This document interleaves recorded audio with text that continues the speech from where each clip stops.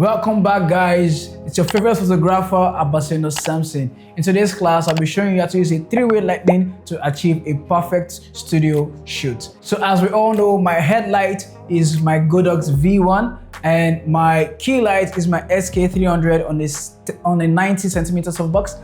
And I'm going to bring in a third light, which is my Godox TT520, and it's going to be on a 120 centimeter softbox. So stay tuned.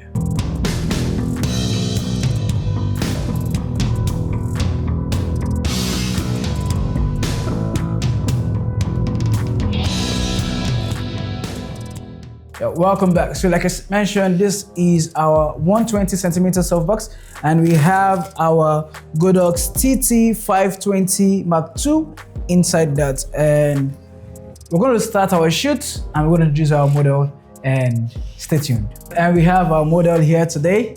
Can you step forward? So our model is here today. AY, you saw in our last video. How are you doing today? I'm doing great. You look beautiful. Thank you. And again, the makeup artist who did this amazing masterpiece is Makeup by Mo. Our Instagram handle is on the screen. So today, like I mentioned, we're doing a three-way lightning. We're starting with our headlight, then we turn on our key light, then we turn on our fill light to see what it looks like. So again, I'm picking up Nadia Nikon D610, and I'm using a Godox trigger for my Nikon. Let's get started. So my headlight power is at 1/8.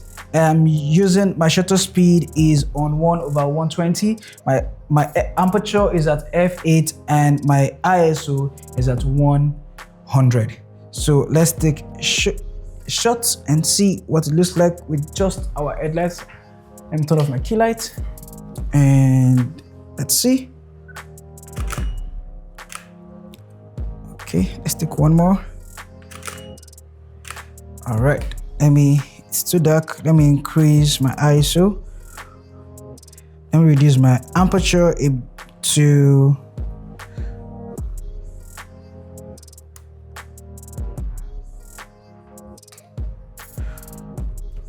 6.3 is okay, and let's go.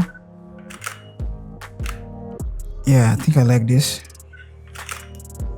All right, now let's turn on my air light.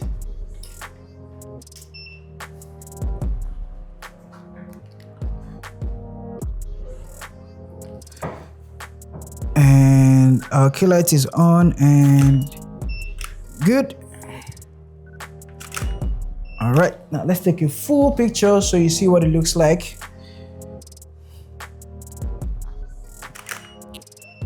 Awesome.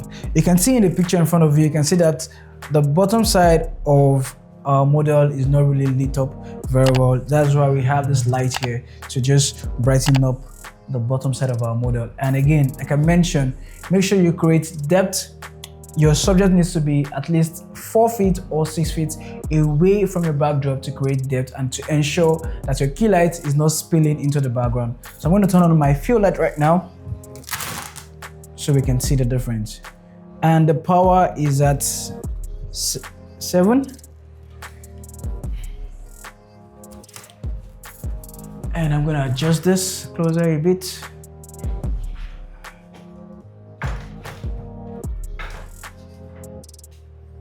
Yeah. And let's bring this closer a bit.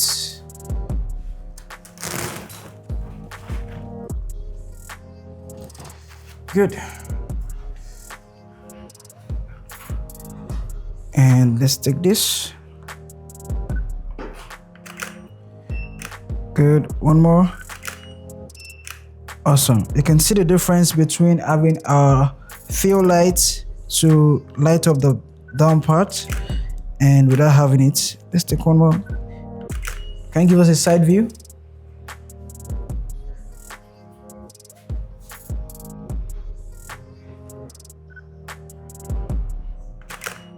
Good, I love the framing. Let's take one more. Still on the side view. Still on the side view. Yeah, good. Awesome. Okay. Now, we've taken a lot of shots and you can see the difference between having your fill light to brighten up the down part of your subject, your head light to separate her from the background, also create a hair light on the head to just light up the hair a bit, and your key light to brighten up the upper part of our body. So that's all for today's class. I'm going to see you in the next class, but before I go, I'm going to take a lot of shoots, so join me while we shoot. Yeah, just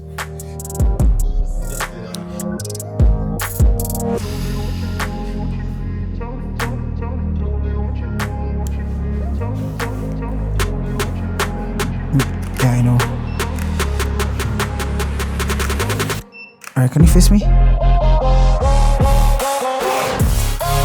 One more. Do something else.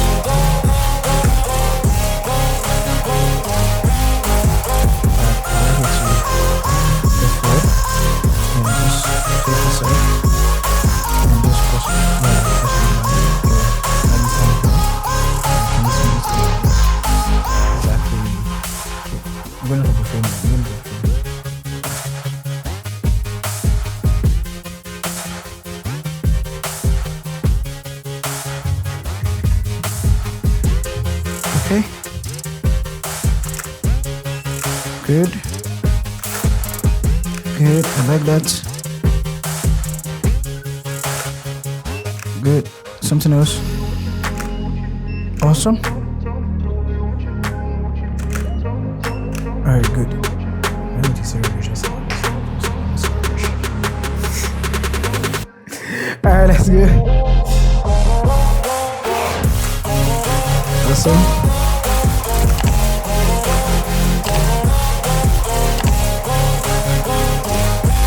Something else.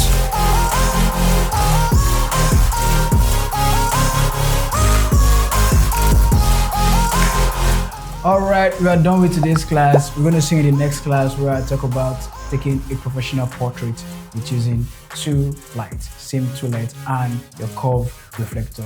See you next time and stay cool. Bye bye.